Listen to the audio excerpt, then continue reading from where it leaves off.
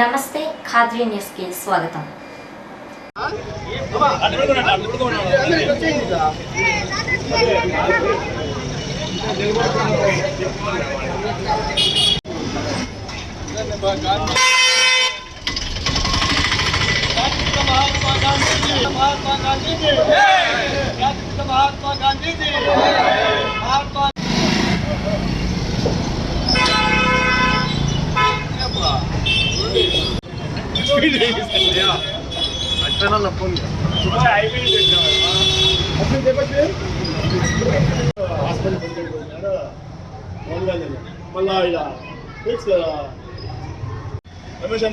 దేశభక్తి గీయాలు పెట్టి పాట పెన్నులు పై ఇచ్చినాను.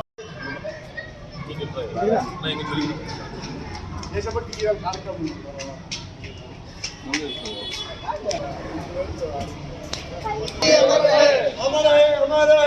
గాంధీ ఆశయాలు సాధిద్దాం, సత్యం అహింసను పాటిద్దాం, గాంధీ ఆశయాలు.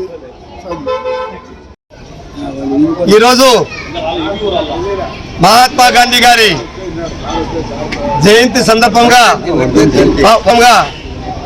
ఆయనకు నివాళులర్పించడానికి కదిరి ఆర్యవైశ్య సంఘ సభ్యులు, కదిరి పుర ప్రముఖులు అందరూ వచ్చి ఆయనకు ఘనంగా నివాళులు అర్పిస్తున్నాం. ఆయన గురించి తెలియని వారు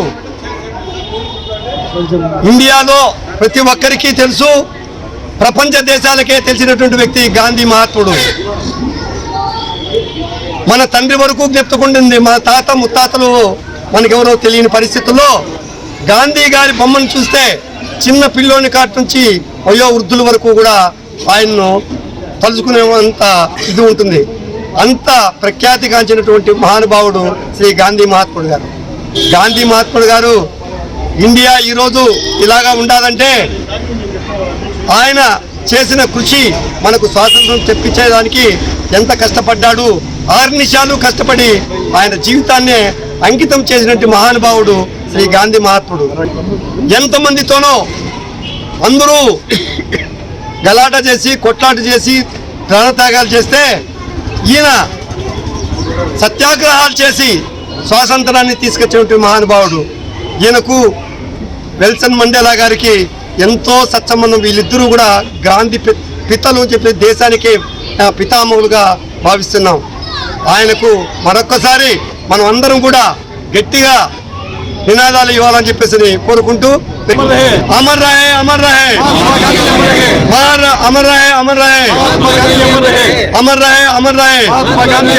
గాంధీ గారి 76వ వర్ధంతి సందర్భంగా కదిరిలో పుర ప్రముఖులు, ఆర్యవైశ్య ప్రెసిడెంట్ గారు, అనుబంధ సంఘాల వారు, ప్రజలు అధిక సంఖ్యలో హాజరవడం జరిగింది. ఈరోజు కార్యక్రమము గాంధీ గారి సిద్ధాంతం ఎలాంటిదంటే శాంతితో, నినాదంతో మనకు స్వాతంత్రం తెచ్చిపెట్టాడు. ఆయన మరణం చాలా బాధైన విషయం. అది ఎందుకు జరిగిందో తెలియదు, కానీ ఏదో జరిగిపోయింది. ఇప్పుడు ఆయన గాంధీ మహాత్ముల ఆదర్శంగా ప్రపంచ దేశాల్లో ఆయన విగ్రహాలు పెడుతున్నారు. ఆయన బాటలో నడుస్తున్నారు. అమెరికా లాంటి మంచి దేశాల్లో కూడా ఆయన ప్రోగ్రాం చేస్తున్నారు. కాబట్టి మనం కూడా గాంధీవాదులుగా ఉండి మనం సాకారం చేస్తున్నామని కోరుతున్నాము. అమర్ రహే అమర్ రహే అమర్ రహే అమర్ రహే.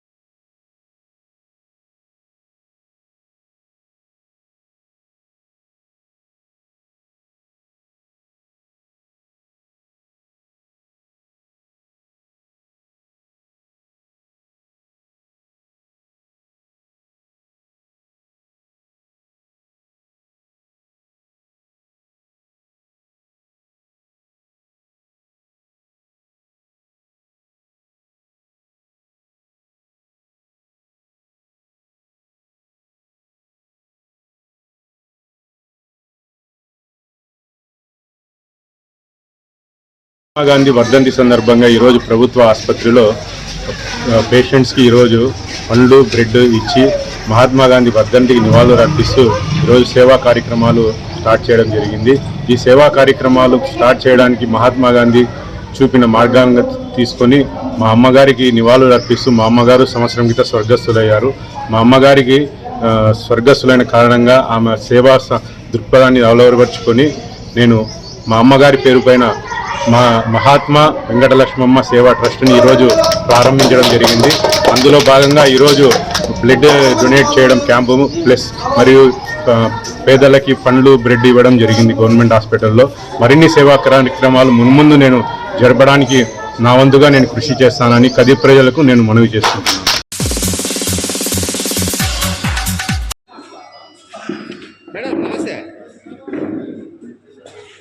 వివాహం పట్ల అప్రమత్తం లేకపోవడం వల్లే ఈ సంఘటన అందరికీ తెలుసు. మీ డ్రైవర్లు కూడా చాలా మంది మీ డ్రైవింగ్ కంటే ఎదుటి డ్రైవింగ్ ని అంచనా ఇస్తుంటారు. అదే డిఫెన్స్ డ్రైవింగ్ అంటే ప్లీజ్ స్వాగతం తెలుపుతున్నాడు. మాసోత్సవాల తర్వాత ఈరోజు కదిరిలో మొట్టమొదటిసారిగా మరి పెట్టుకుంటున్నాం సభ. మరి ఈ సభతో రవాణా మరి ఇంకా స్కిల్స్ నేర్చుకోవాలి. ఎందుకంటే మనకు వైద్య పరీక్షలు అనేది చాలా జాగ్రత్తగా చేస్తుంటారు. సంవత్సరాల్లో మన ఆర్టీసీ మొత్తం కార్పొరేషన్ యొక్క ఈ రోడ్డు భద్రతా వాహన మాసోత్సవాలను ఘనంగా జరుపుకుంటున్నారు. ఈ సందర్భంగా వచ్చేసిన మన గౌరవనీయులు ఎంబీఏ ఈ రోడ్డు భద్రతా వారోత్సవాలు అనేది ప్రతి సంవత్సరం జరుపుకునే ముఖ్య ఉద్దేశం ఏమంటే అవేర్నెస్ క్రియేట్ చేయడం. డ్రైవర్లలో ముఖ్యంగా 10 సార్లు మనం డైలీ చెప్పుకుంటూ ఉన్నాం, కానీ మనకి జరగకుండా ఉండాలనే ఉద్దేశంతో వాళ్ళకు అవేర్నెస్ క్రియేట్ చేసి ఇప్పుడు అవేర్నెస్ ద్వారా వాళ్ళు డ్రైవింగ్ చేయడం నైపుణ్యత పెంచుకుని ఆ డ్రైవింగ్ లో ఎటువంటి యాక్సిడెంట్ లేకుండా చేస్తారనే ఉద్దేశంతోనే ఈ రోడ్డు భద్రతా మహోత్సవాలను జరపడం జరిగింది. 0.07 ఉంది యాక్సిడెంట్ రేట్. ఇప్పుడు 2023-24లో 0.08 ఉంది. అంటే జస్ట్ సమానంగా కొద్దిగా ఎక్కువ పోయినాము. దీంట్లో మేజర్ యాక్సిడెంట్లు 3, ఫ్యాటల్ యాక్సిడెంట్లు 3, మేజర్ యాక్సిడెంట్లు 7, ఇంక మైనర్ యాక్సిడెంట్లు 2 పోయినాయి. ఈ ఫ్యాటల్ యాక్సిడెంట్లు జరిగినదాన్ని ఫ్యాటల్ యాక్సిడెంట్ జరగడం వల్ల చాలా మందికి ప్రాణాలు పోవడం కూడా జరిగింది. ఈ ప్రాణాలు పోయే డెత్తులు జరిగినట్టు వచ్చేసి 2022-23లో 5 మంది, 2023-24లో వచ్చేసి 4. అంటే అక్కడ డెత్ తగ్గినాయి. ఎలాగైనా కానీ మనం యాక్సిడెంట్ రేట్ తగ్గించాల్సిన అవసరం ఎంతైనా ఉంది. మన డ్రైవర్ సోదరులు ఈ డ్రైవర్ మెలకువలు నేర్చుకుని వాళ్ళు ఏకాగ్రతతో డ్రైవింగ్ చేసినప్పుడే ఈ రిజల్ట్ వస్తుంది. ఎందుకంటే దీనికి చట్టం అంటూ లేదంట. 40 తర్వాత సంవత్సరానికి ఒకసారి వైద్య పరీక్ష నిర్వహించాలనే చట్టం అంటూ లేదు. కానీ మన ఆర్టీసీ ప్రయాణికుల బాగోగులు గుర్తించి వారు సురక్షితంగా ఉండాలి, సురక్షితంగా గమనం చేయాలి, అదే తరాలు మీరు ఇంటికి గమ్యం సురక్షితంగా పోవాలని ఉద్దేశంతోనే ప్రతి ఏటా ఈ యొక్క వైద్య పరీక్ష నిర్వహిస్తాము. దానికి నెట్వర్క్ ఆసుపత్రులు మరి వీలైతే స్పెషలిస్టులకు పంపించడము, మరి ఆరోగ్య కేంద్రాలు అవన్నీ శిక్షణ ఇస్తూ అప్పుడప్పుడు జోనల్ కళాశాల మరియు సత్యసాయి జిల్లా హెడ్ క్వార్టర్స్లో కూడా డ్రైవర్లను సన్నిధులు చేస్తూ ఉంటుంది. ముఖ్యంగా అలవాట్లు పద్ధతులు మార్చుకోవాలనేది కూడా డ్రైవర్లు ఈ అలవాటులోనైతే ఈ యొక్క యాక్సిడెంట్ కారణమైతే అనే ఉద్దేశంతోనే మన సంస్థలో దాదాపు ఒక 10 సంవత్సరాల నుంచి బ్రీత్ అనలైజర్ టెస్టును డిపో ప్రిన్సెస్లో నిర్వహిస్తున్నాం. ఇది మొదట డ్రైవర్లకు మాత్రమే పెట్టేవాడు. కాలక్రమేణా ఇప్పుడు ప్రతి ఒక్కరికి కూడా ఇది పరీక్షలు చేస్తున్నారు. ఈ పరీక్షలలో మరి బ్రీత్ అనలైజర్ టెస్ట్ ద్వారా మరి మద్యం సేవించినట్లు ఒక ప్రామాణికమైన అంశం తీసుకొని మాత్రమే డ్రైవర్ను పక్కన పెట్టడం జరుగుతుంది. మరి దాంట్లో కూడా కొన్ని గతంలో ఒక సర్క్యులర్ వచ్చిన దానివల్ల కొంత మార్పులు అయితే జరిగాయి. ఒకప్పుడు చాలామంది వచ్చేవారు, నెలలో 10 కేసుల వరకు. ఇప్పుడు చాలా తగ్గిపోయాయి. అంటే డ్రైవర్లు అవేర్నెస్ అంటూ చాలా వచ్చింది. అది దాన్ని నిన్ననే వస్తున్నారా? మనము ఆ సడన్ గా దూరేది అటు ఇటు ఉంటుంది. అది కూడా మనం చాలా అబ్జర్వ్ చేసి ఆ ప్రమాదాలు నివారణ. ఎందుకంటే పిల్లలకు తెలియని తత్వంతో వస్తారు. కొద్దిమంది ఏంటి ఆవేశంతో పడిపోతారు, కొద్దిమంది ప్యాషన్, మన ప్యాషన్ వేరు, వాళ్ళ ప్యాషన్ వేరు. సో అదొక పరిస్థితులను బట్టి డ్రైవింగ్ ఇవ్వడమా, వారిని రెస్ట్ తీసుకోమని చెప్పడం. సో ఇలాంటివన్నీ చూస్తూ ఉంటాం. సాధారణంగా మనకు ప్రమాదాలు జరిగినప్పుడు మనకి ఏదైతే పెద్ద వాహనం ఉంటుందో సో ఆ వాహనాన్ని ట్రైన్ వెహికల్గా పెట్టడము, అందులో మన తప్పేమీ లేదు. వెహికల్ లైటింగ్ తోటే మీకు అంతా కనిపించేది, మిగతా లైటింగ్స్ ఏమి ఉండదు. ఊర్లో అయితే కనపడుతుంది, కానీ ఊరు బయటికి వెళ్ళాక మన బస్సుకున్న లైటింగ్ తోటే మనము జాగ్రత్తగా డ్రైవింగ్ చేయడము, ఆ లైటింగ్ తోటి మనం అటు ఇటు చూడడము.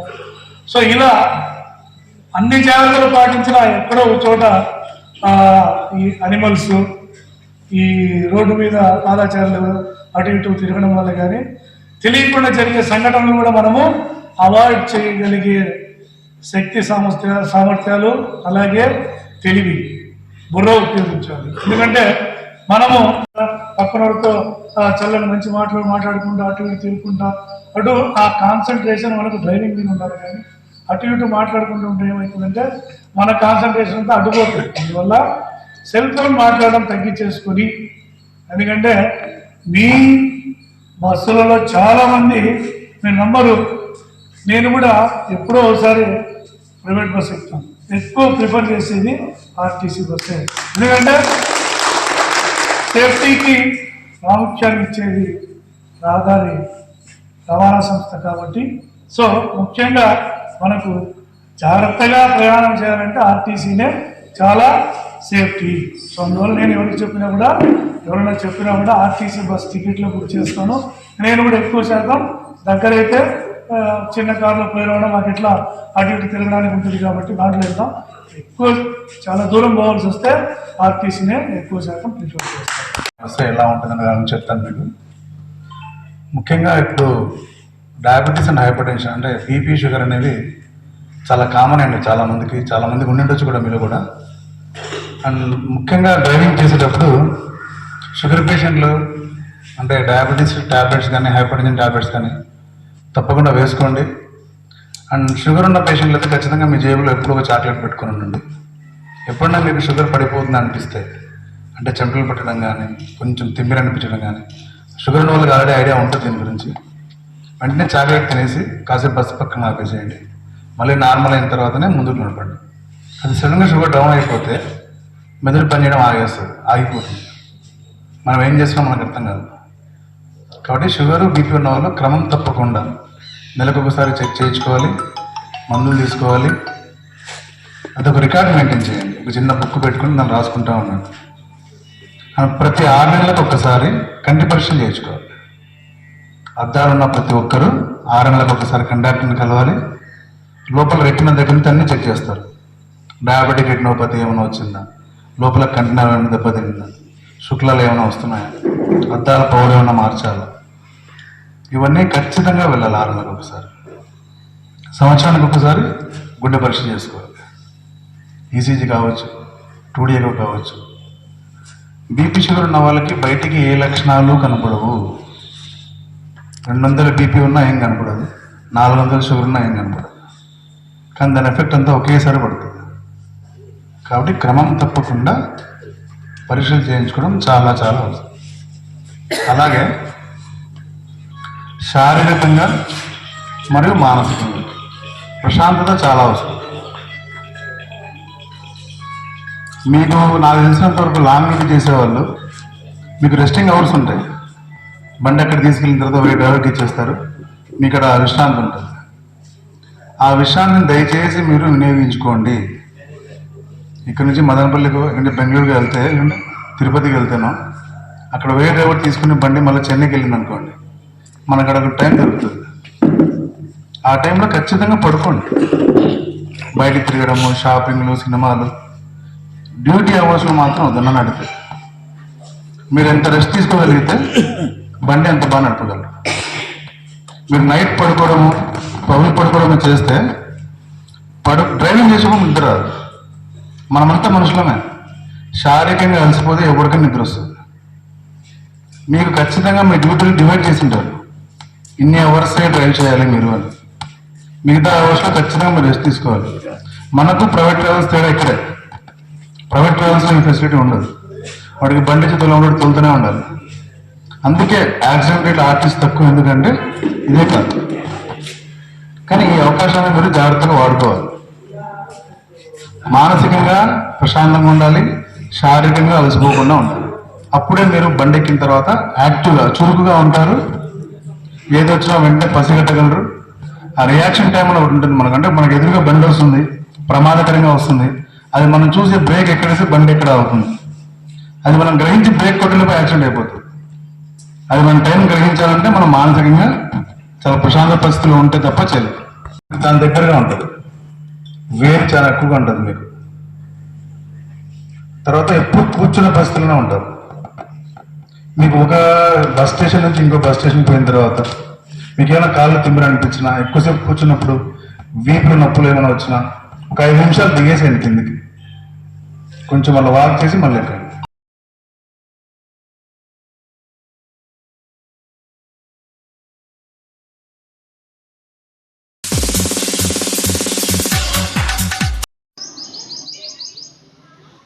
महात्मा गांधी महात्मा गांधी महात्मा गांधी महात्मा गांधी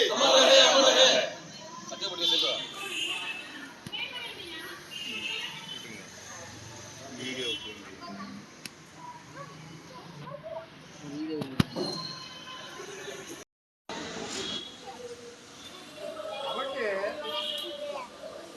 ఈ ఆదర్శ మహనీయుడు దీర్ఘ పోరాటం అంటే మన వాళ్ళు మామూలు మార్నింగ్ వాకింగ్ పోతారు కదా, వాకర్స్ గ్రూప్ కూడా ఉంటుంది. ఎందుకు వాకింగ్ పోతారు? బాగా లావ్ అయిపోతున్నాం, సన్న కావాలన్నా, లావ్ అయితే బీపీలు షుగర్లు వస్తాయి, స్వీట్ తింటే బయటికి రావాలని బాగా లావ్ అయిన తర్వాత వాకింగ్ పోతారు. గాంధీ చిట్ట చివరి వరకు కూడా 40 కేజీలు బరువు ఉన్నాడు. 40 కేజీలు అంటే మీరు కూడా ఉంటారు. దాదాపు 7 తరగతి పిల్లలకు చూసుకుంటే 40 కేజీలు ఉంటారు. అంటే ఆయన వెయిట్ అట్లా మెయింటైన్ చేయడం ఎట్లా అంటే తినకుండా పెద్దగా ఇంట్రెస్ట్ లేదు. ఒకటే అంటే మితాహారం, తక్కువగా తినడం, ఎక్కువ పని చేయడం. ఎక్కువ పని చేయడం అంటే ఏం పని చేసినాడంటే నిరంతరం తిరుగుతాడు, కాళ్ళు నడక తిరగడం, పుస్తకాలు రాసుకుంటూ ఉండడం, ప్రజల గురించి ఆలోచన చేయడం. ఈ ఆలోచన విధానాలతోనే పెద్ద స్థితితోనే ధ్యాస ఉండదు. ఊరికే ఉన్నాము ఏదో ఒకటి అనిపిస్తుంది. అట్లా మహాత్మా గాంధీ 1869 అక్టోబర్ 2 పోర్బందర్లో జన్మించడం, తర్వాత చిన్న వయసులోనే 13 సంవత్సరాల వయసులోనే ఆయనకు 23లోనే పెళ్లి కావడం, తర్వాత 89లో బారిస్టర్ చదువు కోసం ఇంగ్లాండ్ వెళ్ళడం, తర్వాత అక్కడ బారిస్టర్ విద్య పూర్తి కంప్లీట్ చేసుకుని 91లో మన భారతదేశానికి రావడం. ఇక్కడ ఉన్నటువంటి పరిస్థితులకు అనుగుణంగా ఆయన స్వతహాగా లాయర్గా స్థిరపడలేక ఆఫ్రికా ఖండంలో న్యాయవృత్తిని చేపట్టడం, అక్కడ మరి బడుగు బలహీన వర్గాలుగా మనం చెప్పుకున్నట్టుగా అక్కడ అల్పసంఖ్యాకులకు జరుగుతున్నటువంటి అన్యాయంలో న్యాయం చేయడానికి ఉద్యమాలు చేయడం, అక్కడ ఒక పత్రికను కూడా ఆయన ఏర్పాటు చేయడం, వారికి సహాయం చేశాడు. తర్వాత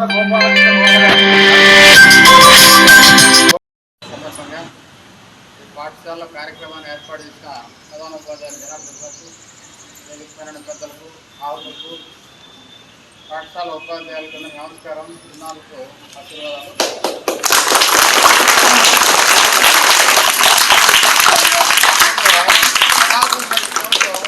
గాంధీ మహాత్ములు బ్రీఫ్ హిస్టరీ చెప్తారు. ఎప్పుడు పుట్టినాడు, అక్కడ తిన్నాడు, ఏం చేశాడు. ఎవరు చెప్పినా అదే చెప్పాల్సిందే. ఎవరికైనా మనకు కూడా అంతే. ఒక జీవిత కాలంలో ఇవే ఉంటాయి. అయితే వే ఆఫ్ అప్రోచ్ అనేది ఉంటుంది. మనము ఒక సిద్ధాంతాన్ని ముందుకు తీసుకునే విధానం అది భిన్నంగా ఉంటుంది. రెండు షార్ప్ అవుతుంది. అసలు తినకుండా పోతే అది వేరే కడుపులో మండుతూ ఉంటుంది, ఏమి పని చేయండి. ఆకలి కోసం అన్నం తినే మిగతా సొసైటీ కోసం పని చేయాల్సినటువంటి అవసరం ఉంది. సొసైటీ గురించి ఆలోచన చేయాల్సినటువంటి అవసరం ఉంది. ఇంత మేధావిగా ఉన్నటువంటి ప్రపంచ శాంతిని కాపాడాలనే కృత నిశ్చయంతో ముందుకు పోయినటువంటి వ్యక్తి మహాత్మా గాంధీ. నోబెల్ శాంతి బహుమతి అనేది ఒక పేరు ఇస్తారు కదా. నోబెల్ శాంతి బహుమతి ప్రపంచంలోనే శాంతి కోసం ప్రయత్నం చేసే వ్యక్తులకు ఇచ్చే అత్యున్నత పురస్కారం నోబెల్ శాంతి బహుమతి. దాన్ని మహాత్మా గాంధీకి 5 సార్లు డిక్లేర్ చేస్తే ఆయన ఒకసారి కూడా తీసుకోలే అవార్డు. నేను అవార్డులకో రివార్డులకో పని చేయను,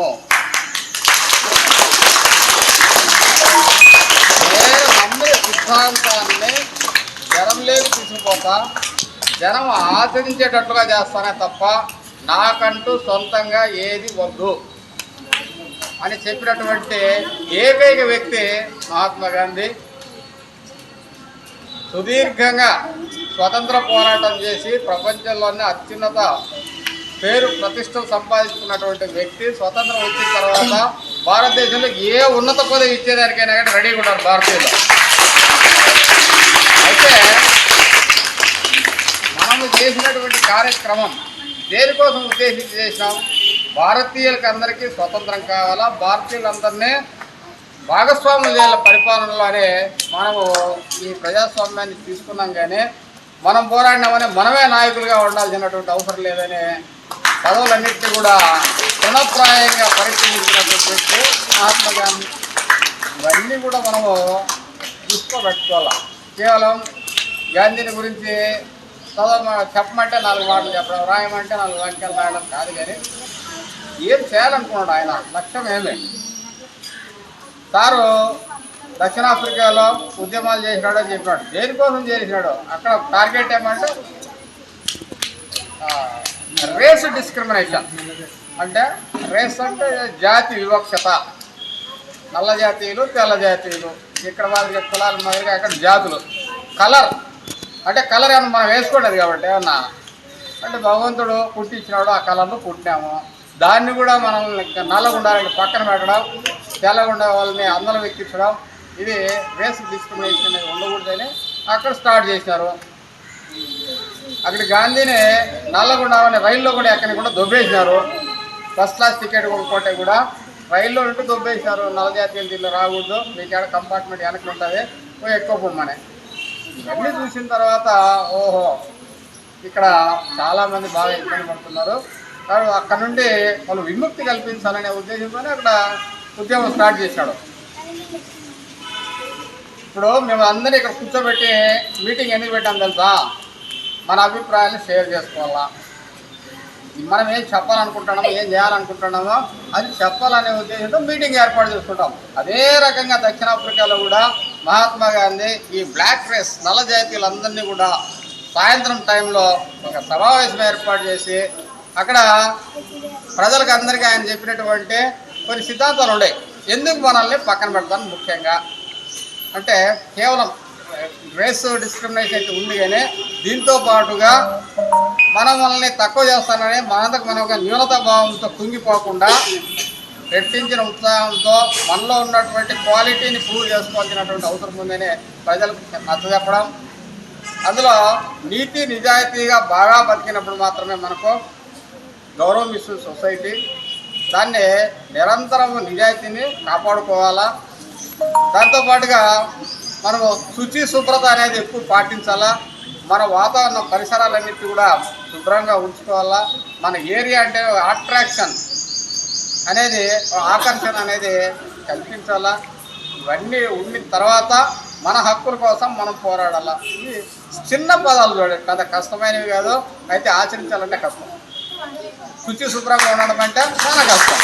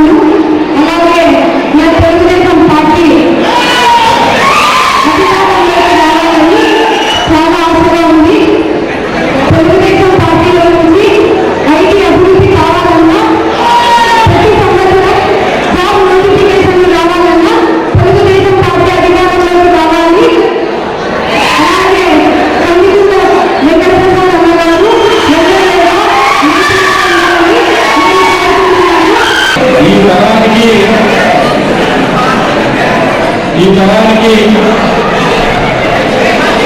గతంలో ఉన్న తరానికి అనుకున్నటువంటి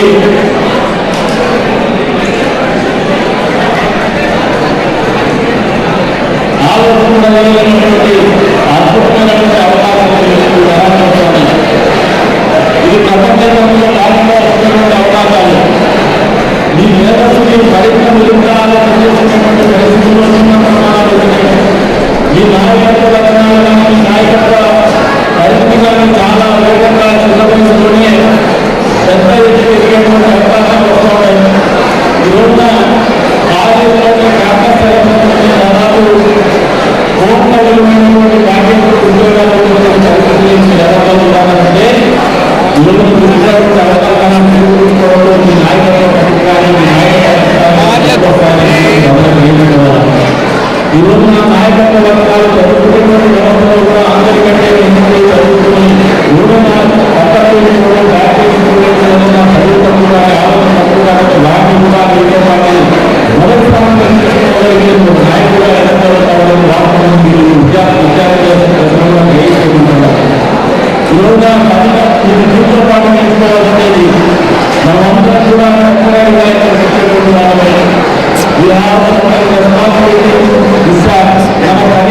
బాధ్యతలు ఉన్నాయి. ఈ బాధ్యతలు నిర్వహించడంలో మనం జిల్లా స్థాయిలో పనిచేస్తాం. నాయకుడుగా పనిచేసినప్పుడు ఆదర్శంగా నాయకుడుగా పనిచేసినప్పుడు మళ్ళీ తరాలు కూడా ఆలోచించేటువంటి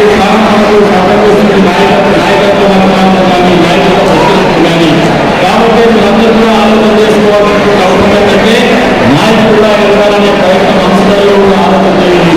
ప్రతి మనిషికి కూడా స్వామి వివేకానంద అంటున్నాడు, ప్రతి మనిషిలో అన్ని శివుడు అన్ని గుణాలు వాళ్ళలోనే ఉంటాయి. సంకల్పం అనేది మన దగ్గర వల్ల మనం సాధించాలి. ఆ సంకల్పం పట్టుదల తగినట్టు విశ్వసించుంటే మనం సాధించలేదు ఏదనేది స్వామి వివేకానంద గురించి ఆలోచన చేసుకుంటున్నాను. ఆ అద్భుతాలు కూడా ప్రతి విద్యార్థులు కూడా ఉన్నాయి. ఈరోజు స్వామి వివేకానంద గురించి ఇక్కడ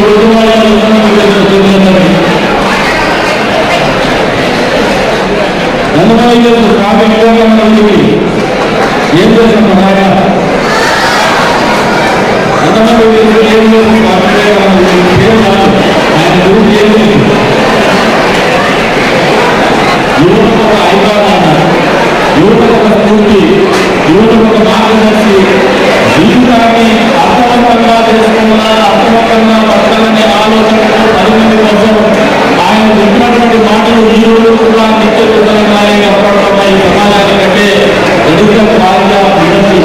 ఆ ఉన్నటువంటి నాయకత్వంగా ఉన్నప్పుడే చిరకాలం సమాజంలో చరిత్రలో కూడా అందరికీ కూడా తెలియజేసుకుంటూ అమూల్యమైనటువంటి మీ అవకాశాలు మీ సమయాన్ని కేటాయించి క్లాసెస్ కూడా చేసి మమ్మల్ని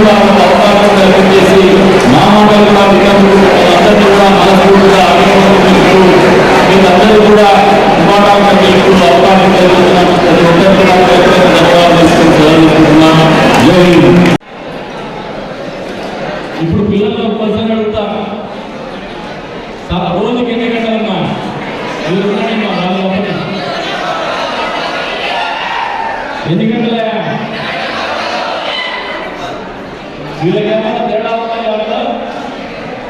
వాళ్ళకు కూడా రోజుకి ఎన్ని గంటలు ఉన్నాయి, నాకెన్ని గంటలు ఉన్నాయి, మేడం ఎన్ని గంటలు ఉన్నాయి? ఈ 24 గంటల్ని టైం మేనేజ్మెంట్ లెవెల్లో హౌ ఎఫెక్టివ్లీ అవర్స్ అనేది చూస్తాం. మీరు ఎంత బాగా 24 గంటల్ని వినియోగించగలిగితే, ఎంత ఆర్గనైజ్ సెక్టర్లో మీరు వినియోగించగలిగితే అన్ని రకాలుగా మీరు జీవితంలో ముందుకు పోతారని చెప్పేసి కూడా వాస్తవానికి టైం మేనేజ్మెంట్ మొదటి లక్ష్యంగా ఆలోచన చెప్తా ఉన్నాను. Time is the most effect in the life. డబ్బు కాదు, పైసలు కాదు, పైసలు కాదు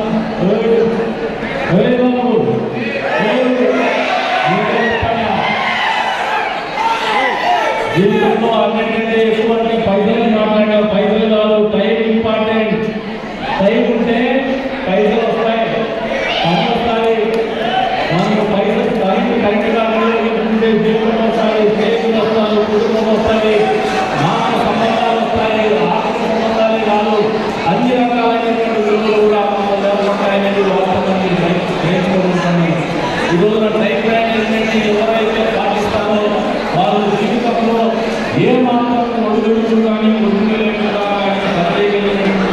కానీ జీవితాన్ని గడిపేటువంటి పరిస్థితులు కానీ వాళ్ళు ఎదుర్కొన్నటువంటి మార్గంలో అత్యున్నతమైనటువంటి శిఖరాలను అధిగమించడానికి మౌలికంగా మీరు కావాల్సినటువంటి బేసిక్ ప్రిన్సిపల్ని అవలంబిస్తున్నారనే వాస్తవాన్ని సందర్భంగా తెలియజేస్తున్నాను. అంతేకాదు నాయకుడిని గమనిస్తే చంద్రబాబు నాయుడు గారిని నేను దగ్గరగా చూసినటువంటి మా నాయకుడు చంద్రబాబు నాయుడు గారిని నేను నాయకుడు చూడలేదు అంతకంటే ఎక్కువగా. ఒకసారి ఆయన గమనిస్తే దాదాపు 70 వయసులో కూడా సమాన హితం కోసం ఈ రోజు ఈ రాష్ట్రం బాగుండల్లా, ఈ రాష్ట్రంలో బతికేటువంటి ప్రజలు బాగుండల్లా, తెలుగు వాళ్ళు బాగుండల్లా, తెలుగు జాతి బాగుండల్లా, తెలుగు జాతి ఎక్కడున్నా కూడా మొదటి స్థానంలో ఉండాలనే ఆలోచన చేసినటువంటి నాయకత్వం అంటే మీరందరూ గ్రహించుకుంటారు. ఒక స్థాయి వరకు అవసరం, ఒక స్థాయి వరకు పేరు అవసరం, ఒక స్థాయి వరకు మన కోసం మనం బతకడం అవసరం. దాని తర్వాతనే సమాజం కోసం, 10 మంది కోసం, నమ్ముకున్నటువంటి వాళ్ళ కోసం, నమ్ముకున్నటువంటి ప్రాంతం కోసం, మనం ఉన్నటువంటి ప్రాంతం కోసం, మన ప్రాంతంలో ఉన్నటువంటి వాళ్ళ కోసం, మన దేశం కోసం, మన రాష్ట్రం కోసం బతకమే జీవితంలో అందరూ గ్రహించుకోండి. అదే నాయకత్వం. కులాలు, మతాలు ఇవన్నీ కూడా సెకండ్ లైన్లో వస్తాయి. మొదటి లైన్లో వచ్చేది మనుషులు. నాయకులు ఉండాల్సినటువంటి మొదటి లక్ష్యం ఏంటంటే టైం మేనేజ్మెంట్. రెండో లక్ష్యం ఏంటంటే సమాజంలో మనతో పాటు మన సహచరులు మనుషులే బతుకుతాడనే వాస్తవాన్ని మనం గ్రహించుకోవడం అనేది వాస్తవాన్ని సందర్భంగా గ్రహించుకోవాలి. అంతేకాదు జీవితంలో మనం బతికేటువంటి క్రమంలో మన పక్కన ఉన్నటువంటి వాళ్ళ అభివృద్ధి కోసం కూడా మనం పాటుపడాలనే కనీస ధర్మాన్ని మంచిగా మనం ఆచరించగలిగినప్పుడు మన జీవితంలో మనం నాయకుడిగా అనేది వాస్తవాన్ని అందరూ గ్రహించుకోమని చెప్తాను. ఇంకా పరిస్థితులు జీవితాన్ని ఏమి చూడలేదు, ఇంకా బడ్జెట్ స్టేజ్లో ఉన్నారు, వికసించేటువంటి స్థాయిలో ఉన్నారు. ఇంకా జీవితాన్ని చూడాల్సినటువంటి జీవితము, అనుభవించాల్సినటువంటి జీవితము, ఇంకా సాధించాల్సినటువంటి గొప్ప పనులు కావచ్చు, ఆలోచనలు కావచ్చు, చాలా ఉంటాయి.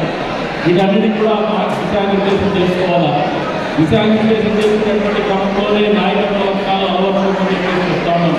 ఈరోజు చంద్రబాబు నాయుడు గారి నాయకత్వం గురించి చెప్తే 75 ఏళ్ల వయసులో దాదాపు 18 గంటల పాటు నిరంతరం పనిచేయగలుగుతారంటే ఎవరితో పనిచేస్తారనేది ఆలోచన. మనుషులు ఒక నాయకత్వం ఉంటే 10 మంది కోసం పనిచేయడం అనేది, 10 మంది కోసం పట్టడం అనేది అలవాటు ఉంటాం. 10 మంది కోసం ఆలోచన చేయగలిగిన నాయకుడు, సమాజం కోసం ఆలోచన చేయగలిగినటువంటి వాడే నాయకుడు. ఈరోజున ఈ కార్యక్రమం ఏర్పాటు చేయడం ఎన్నికల సమయంలో ఏర్పాటు చేసినారు. ఎన్నికల సమయంలో ఏర్పాటు చేసినందుకు మీకందరికీ కూడా అపోహ ఉంటుంది. ఏదో కేవలం ఒక ఎన్నికల సమయంలో రాగానే దగ్గర సార్వత్రిక ఎన్నికలు ఉన్నాయి, వీళ్ళని పిలిపించుకునేసి యూత్ని అట్రాక్ట్ చేసుకోవాలనే ఆలోచనతోనే మనమందరం కూడా ఓటు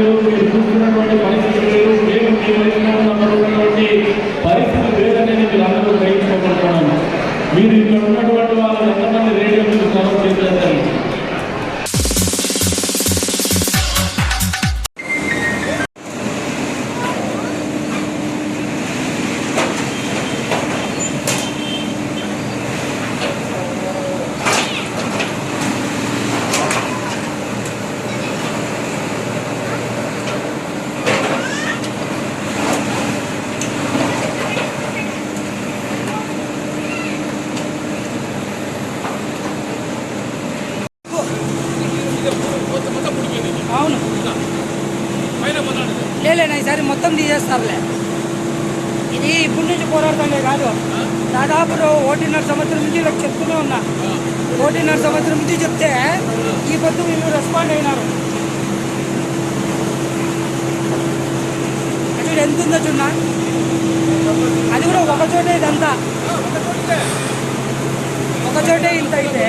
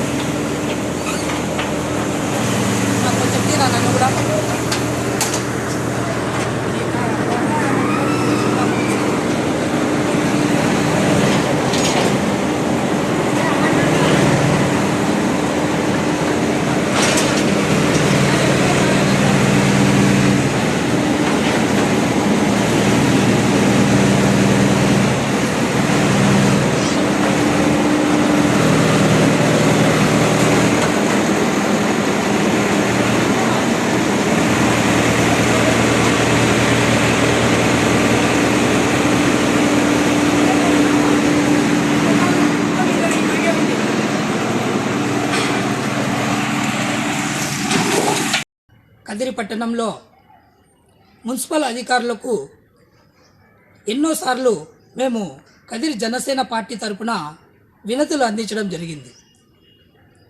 ఎందుకు ఇచ్చామంటే, వర్షాకాలంలో కానీ కొద్దిగపాటి వర్షానికే పడిందంటే ఆ నీళ్ళన్నీ, మురుగునీళ్ళు మొత్తం ఇళ్లలోకి చేరుతున్నాయని చెప్పి 27, 28, 33 వార్డు ప్రజలు వాళ్ళ బాధలు వర్ణనాతీతమని అక్కడ ఉన్నటువంటి కమిషనర్కు కావచ్చు, మున్సిపల్ అధికారులకు కావచ్చు, కమిషనర్ కావచ్చు ఎన్నోసార్లు వినతులు ఇవ్వడం జరిగింది. ఇదంతా జరిగి అప్పుడు చెప్పిన ప్రతిసారి కొద్దిసేపు అట్లా చేసిపోతారు, మరి దీనికంటూ శాశ్వతమైన పరిష్కారం చూపించలేక ఇబ్బందులు పడుతుంటే మన కమిషనర్ గారికి ఈ విషయం తెలియజేస్తే వారు వెంటనే స్పందించి ఇప్పుడే కాలువలో పేరుకుపోయిన ప్రధాన కాలువ, ముఖ్యంగా ఈ శంకర్ డాక్టర్ దగ్గర నుంచి ఇది మిషన్ వరకు ఉన్నటువంటి ప్రధాన కాలువ ఈ పూడిక వల్ల రాళ్ళు రప్పలు పడి మొత్తం అంతా నిండి పూడిపోయింది. అది దాంట్లో ఉన్న పూడిక తీస్తే ఆ నీళ్ళు, వర్షం నీళ్లు కూడా కొట్టుకొని వెళ్ళిపోతాయి, ఇళ్లలోకి ప్రజలు చేరవు అని ప్రజలు కూడా కోరుకుంటున్నారు. ఇప్పుడు ఎందుకు చెప్తున్నామంటే, ఇదే జగన్మోహన్ రెడ్డి ప్రభుత్వం రాకముందు కదిరి పట్టణానికి 100 డ్రైనేజీ వ్యవస్థను ఏర్పాటు చేస్తామని చెప్పి 5 ఏళ్ల కాలం గడుస్తుంది. కదిరి పట్టణాన్ని స్మార్ట్ టౌన్గా తీర్చిదిద్దుదామని ఎమ్మెల్యేమో గతంలో ఎలక్షన్లో ఉన్నప్పుడు ప్రగల్భాలు పలికినాడు. ఇప్పుడు గెలిచిన తర్వాత ఆ ఊసే లేకుండా పోయింది. ఇప్పటికైనా వెంటనే అధికారులు కానీ, మున్సిపల్ కమిషనర్ కావచ్చు, స్థానిక ఎమ్మెల్యే కావచ్చు, వీళ్ళంతా స్పందించి ఈ కాలువకి శాశ్వతమైన పరిష్కారం చూపించి ఇట్లా పూడిక సకాలంలో తీపిస్తే ప్రజలు కూడా సంతోషిస్తారని మేము తెలియజేసుకుంటున్నాం. ఇదే విషయాన్ని ఈ కమిషనర్ గారికి మేము మరొకసారి చెప్తున్నాం. ఏదైతే కాలువకి ఇరువైపులా ఇల్లు కట్టుకునే వాళ్ళకు కూడా ముందుగానే ఈ టౌన్ ప్లాన్ అధికారులకు చెప్పి కొద్దిగా కాలువలకు కూడా స్థలం వదిలేస్తే ఈ మున్సిపల్ వర్కర్లకు కూడా ఆ కాలువ తీసి పూడికి తీయడానికి కూడా కొంచెము అనుకూలంగా ఉంటుంది. దీని మీద దృష్టి పెట్టాలని మరీ మేము కదిరి జనసేన పార్టీ తరఫున ఈ అధికారులకు తెలియజేస్తున్నాం.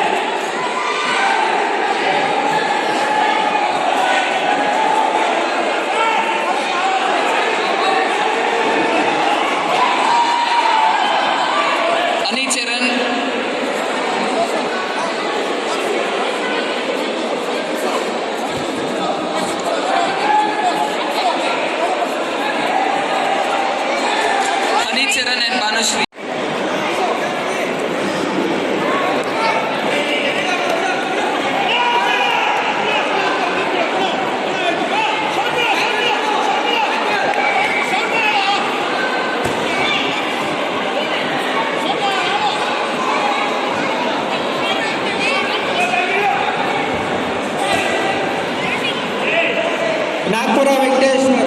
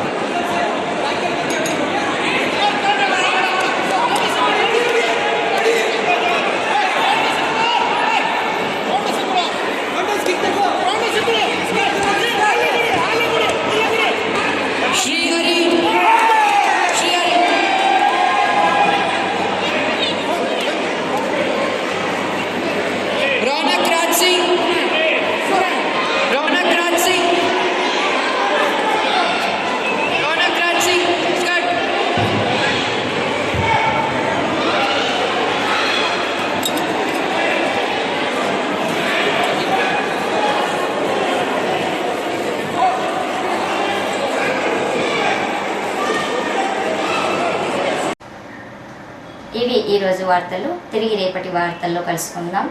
సెలవు. నమస్కారం.